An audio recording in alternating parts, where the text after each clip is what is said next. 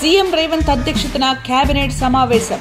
BC రిజర్వేషన్లు, Kaleshwaram project, SLBC channel పునరుద్ధరణ, SRSP రెండో దశ పనులతో సహా పలు అంశాలపై చర్చ. ఎర్రవెల్లిలో ముగిసిన కేసీఆర్ కీలక సమావేశం.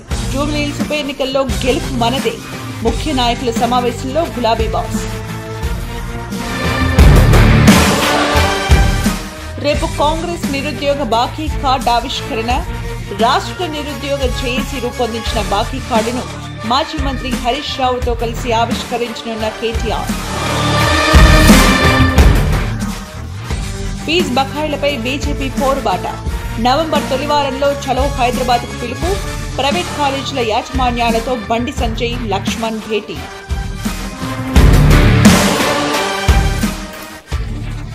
కేసీఆర్ నాకు చేయాల్సిందంతా చేశారు. నియోజకవర్గం కోసమే కాంగ్రెస్ లో చేరా.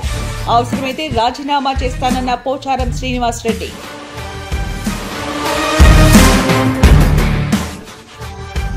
బెదిరింపులు, వసూళ్లు, బ్లాక్ మెయిలింగ్లు రాష్ట్రాన్ని దోచుకుంటున్న దండుపాల్యం ముఠా.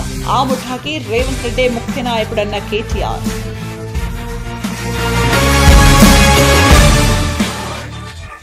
టెండర్ల గడువు ఎందుకు పొడిగించారు? రాష్ట్ర మద్యం టెండర్లపై హైకోర్టులో వ్యాపారుల పిటిషన్. విచారణ రేపటికి వాయిదా వేసిన హైకోర్టు.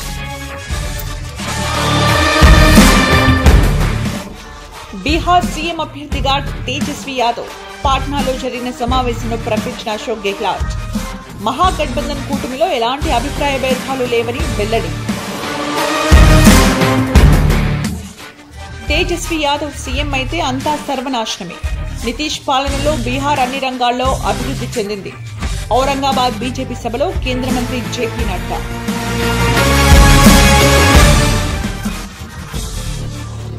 మరోసారి తండ్రి కాబోతున్న హీరో రామ్ చరణ్. ఘనంగా ఉపాసన సీమంతం వేడుకలు.